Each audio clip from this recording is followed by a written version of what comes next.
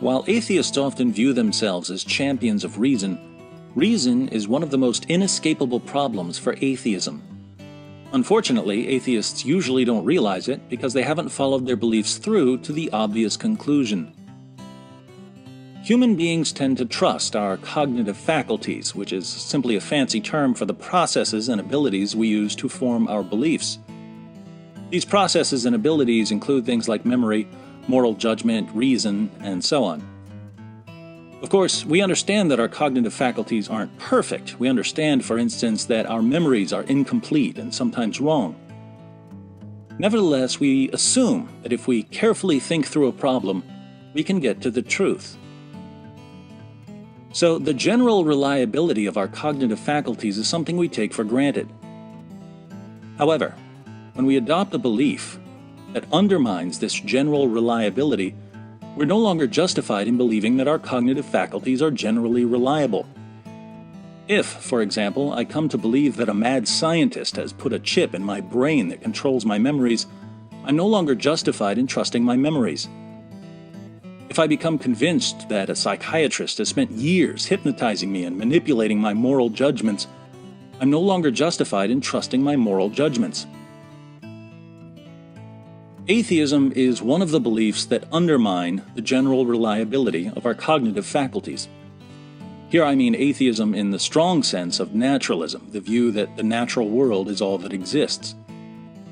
In a softer sense, an atheist could simply reject the God of traditional theism while believing in some lesser deity.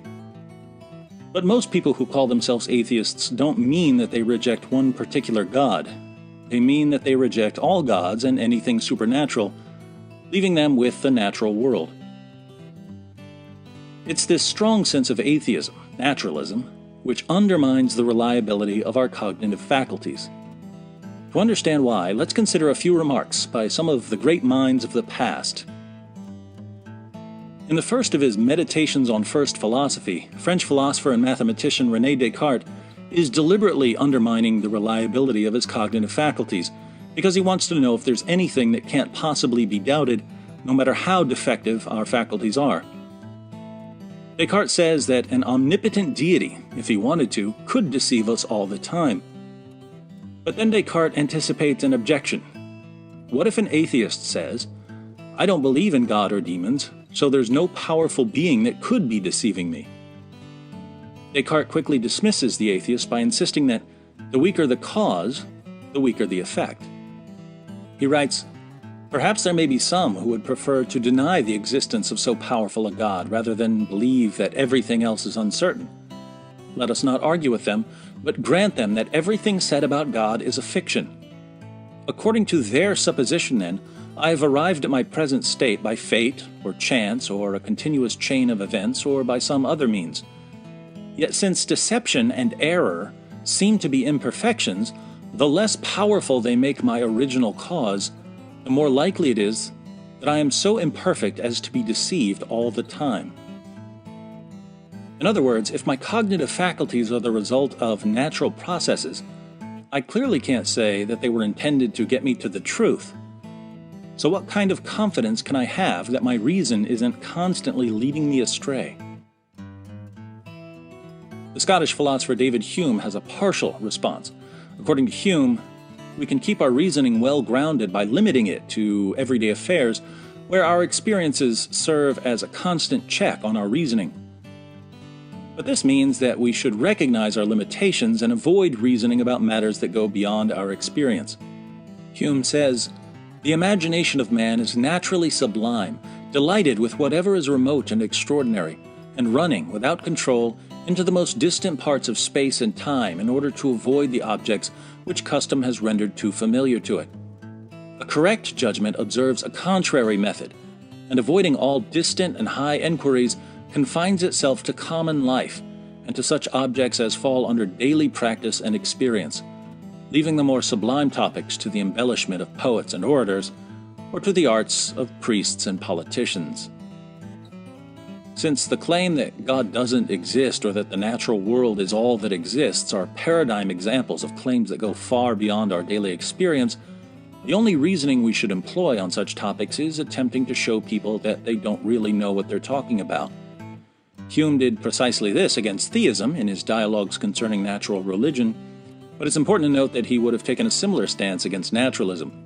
Human reason, according to Hume, just isn't equipped for such matters and should therefore remain silent on them. In Part 8 of the dialogues, Hume presents a simple theory of evolution to account for the appearance of design in nature. But he's almost joking when he offers his theory. It's mainly an attempt to show that all sorts of wild theories might explain order and complexity, so we shouldn't pretend to understand how we got here. A more serious argument for evolution would come along the following century.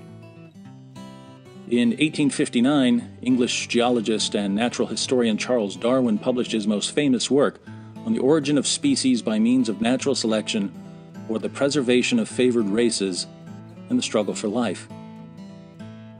Darwin argued that within a population of organisms, some organisms will have advantages over others and will therefore be better equipped to survive and reproduce. The offspring of the organisms that survive and reproduce will carry on the advantageous traits, and over a period of many millions of years, we can achieve the biological diversity we see around us. Years after he published on the origin of species, Darwin began noticing a problem. If our cognitive faculties are the product of natural selection acting on variations within populations, then our cognitive faculties were selected because they helped our ancestors survive and reproduce. But the kinds of traits that help us survive and reproduce have to do with finding food, finding shelter, and finding a mate. So the abilities we have were selected by the exact same process that gave other animals their abilities. How could such a process give us cognitive faculties that can be trusted with questions of philosophy or theology or ethics? Darwin lamented, "With me the horrid doubt always arises whether the convictions of man's mind, which has been derived from the mind of the lower animals, are of any value or at all trustworthy. Would anyone trust in the convictions of a monkey's mind, if there are any convictions in such a mind?" Our cognitive faculties may be more advanced in certain ways than the cognitive faculties of a monkey, but the mechanisms that produced them are the same in both cases. We wouldn't trust the convictions of a monkey's mind.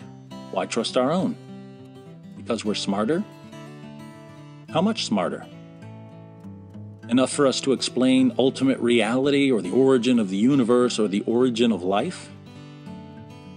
How in the name of common sense can we trust our mutant berry-finding ability to do things that go vastly beyond what it was selected to do?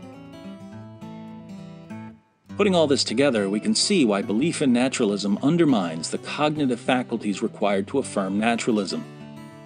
As Darwin eventually noticed, if our faculties were selected to find food and find a mate, we have no basis for trusting our convictions, and this obviously includes the conviction that the natural world is all that exists. So, if we affirm naturalism, we have to reject naturalism. If naturalists choose to dogmatically cling to naturalism, even though it can't possibly be defended, then taking the advice of Hume, they would do well to limit their reasoning to tasks immediately related to everyday life. And following Descartes, if naturalists aren't happy being so confined by their weak cause, perhaps it's time to believe in a more powerful cause. For more on the argument from reason, click on this epic video.